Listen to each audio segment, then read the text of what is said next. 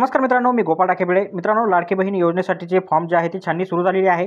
याच्यामध्ये मित्रांनो काही जणांचे फॉर्म जे आहे ते अप्रूव्ह होत आहे आणि काही जणांचे रिजेक्ट होत आहे. मित्रांनो, या जे फॉर्म रिजेक्ट झाले त्यांनी काय चुका केल्या आणि आता मित्रांनो तुमचा फॉर्म रिजेक्ट झाला तर आता तुम्ही पुढे काय करायचं आहे याची संपूर्ण माहिती आपण आजच्या व्हिडिओमध्ये पाहणार आहोत. तत्पूर्वी का मित्रांनो आपण चॅनलवरती नवीन असाल तर कृपया चॅनलला सबस्क्राईब करून ठेवा. अशाच प्रकारचे माहिती आधारित व्हिडिओ आपल्यापर्यंत पोहोचत राहतील. तर पाहूया मित्रांनो या संदर्भातली सविस्तर माहिती.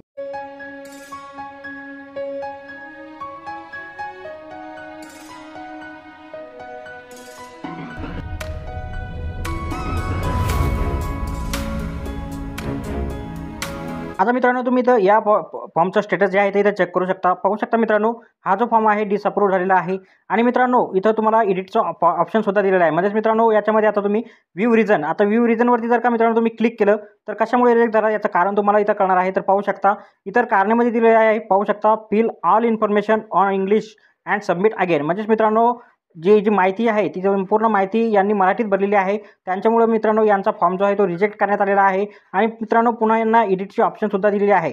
तर मित्रांनो यांनी पुन्हा हा जो अर्ज आहे तुमचा जर असं झाले असेल तर मित्रांनो तुम्हाला हा अर्ज जो आहे तो पूर्ण इंग्लिशमध्ये भरून सबमिट करायचा आहे. जर का मित्रांनो तुम्हाला इथं एडिटची ऑप्शन आली नसेल तर मित्रांनो काही दिवसांनी तुम्ही तो फॉर्म जो आहे तो भरू शकणार आहात.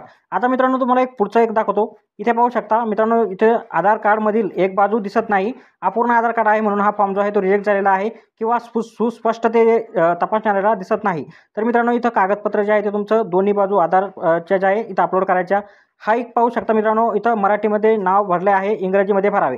म्हणजेच मित्रांनो अर्ज जो आहे तो आधार कार्डनुसार जसं नाव असेल इंग्लिशमध्ये तसंच इथं आपल्याला भरायचं आहे.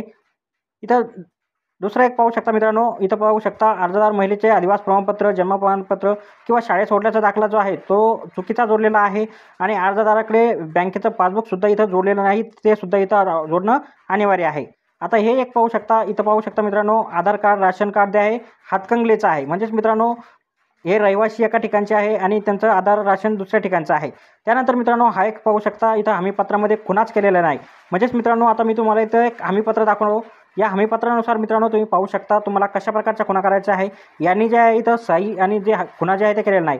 आता हे हमीपत्र मित्रांनो 2 नंबरचंच आहे. जर का तुमच्याकडे उत्पन्न प्रमाणपत्र असेल मित्रांनो तर मित्रांनो तुम्हाला 2 नंबरमध्ये खूण करायची नाही आणि 5 नंबरमध्ये खूण करायची नाही. तर मित्रांनो तुमच्याकडे उत्पन्न प्रमाणपत्र जर का राशन जोडलं असेल तर मित्रांनो तुम्हाला या 2 नंबरमध्ये जो आहे तो खूण करावी लागणार आहे. तर अशा प्रकारच्या मित्रांनो या हमीपत्रामध्ये तुम्हाला खुणा इथं करायची आहे आणि खाली साईन करायची आहे. आता एक दुसरं पाहू शकता मित्रांनो, इथं पाहू शकता जन्म ठिकाण महाराष्ट्रातील नाही आणि महाराष्ट्रातील अधिवास असलेल्या व्यक्तीचे 15 वर्षापूर्वीचे रेशन कार्ड, जन्माचा दाखला, शाळा सोडण्याचे प्रमाणपत्र यापैकी कोणतेही एक प्रमाणपत्र जोडलं नाही, त्यामुळे हा फॉर्म रिजेक्ट झाला आहे. आता इथं एक पाहू शकता मित्रांनो, हमीपत्र आणि साईन आणि IPSC कोड जो आहे तो चुकीचा दिलेला आहे, त्यामुळे हा यांचा फॉर्म जो आहे तो इथं रिजेक्ट झालेला आहे मित्रांनो. त्यामुळे मित्रांनो IPSC कोड जो आहे तो व्यवस्थित टाकायचा आहे. आता हा एक पाहू शकता इथं मित्रांनो आधार कार्डवर पत्ता जो आहे तो वेगळा आहे आणि फॉर्म भरताना जो पत्ता टाकला तो वेगळा आहे. त्याच्यामुळे मित्रांनो हा फॉर्मसुद्धा इथं अशा प्रकारे रिजेक्ट झालेला आहे. त्यानंतर मित्रांनो तुम्हाला पुढचा एक दाखवतो. इथे सुद्धा पाहू शकता माझी लाडकी बहीण योजना अर्जासोबत बँक पासबुक ऑनलाईन अद्ययावत करावे. म्हणजेच मित्रांनो यांनी जे पासबुक जे इथं टाकलेलं आहे ते मित्रांनो हाताने लिहिलेलं आहे, ते मित्रांनो ऑनलाईन असलं पाहिजे. त्यानंतर मित्रांनो दुसरा एक पाहू शकता अर्जदार हा जो आहे राज्य किंवा केंद्र शासनाच्या विविध योजनांमार्फत राबविण्यात येणाऱ्या 1500पेक्षा किंवा पेक्षा अधिक रकमेचा लाभ घेत आहे, त्यामुळे यांचा अर्ज इथं रिजेक्ट केलेला आहे. आता इथं एक पाहू शकता आधार कार्डवरील नावातील स्पेलिंग आणि अर्जाची स्पेलिंग जी आहे ती चुकीची आहे. मित्रांनो आधार कार्डवर तुमचं जसं नाव असेल, जशी स्पेलिंग असेल तीच मित्रांनो तुम्हाला इथं फॉर्ममध्ये भरायची आहे, अन्यथा तुमचा अर्ज असा रिजेक्ट होणार आहे. अर्जदाराचे नाव व सादर केलेले कागदपत्रे यांच्या नावात जो आहे ते तफावत आहे. म्हणजेच यांनी जे कागदपत्र सादर केली आहे त्याच्यामध्ये आणि अर्जदाराचे जे नाव आहे ते मित्रांनो वेगवेगळं आहे, त्यामुळे हा अर्जसुद्धा रिजेक्ट झालेला आहे. आता मित्रांनो हा एक पाहू शकता, आता हमीपत्रामध्ये साईन केलेली नाही, त्यामुळे मित्रांनो हा जो अर्ज आहे तो इथं रिजेक्ट झालेला आहे आणि IPSC कोडसुद्धा इथं यांनी चुकीचा टाकलेला आहे, त्यामुळे हा फॉर्म जो आहे तो रिजेक्ट झालेला आहे. आता इथं एक डबल एक पाहू शकता मित्रांनो, अर्जदाराचा पत्ता जो आहे तो आधार कार्ड नसल्यास नाही आहे आणि आधार कार्डचा पत्ता जो आहे तो वेगळा दाखवण्यात आलेला आहे. त्यामुळे मित्रांनो तुमचा आधार कार्डचा जो पत्ता आहे तोच तिथं ऑनलाईनमध्ये भरा.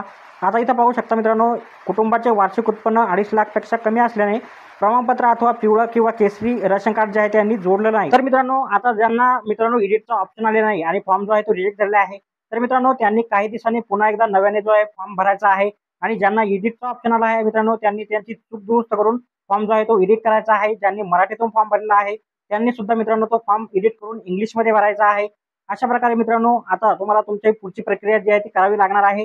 आणि मित्रांनो ज्यांचे फॉर्म अप्रूव्ह झालेले आहे त्यांना आता काहीच करायची गरज नाही. येणाऱ्या 19 तारखेला जो आहे तो त्यांना पहिला हप्ता जो आहे तो भेटून जाणार आहे. तर भेटूया मित्रांनो पुढच्या व्हिडिओमध्ये अशाच एका नवीन माहितीसह. तोपर्यंत व्हिडिओ आवडल्यास व्हिडिओला लाईक आणि शेअर करा. धन्यवाद.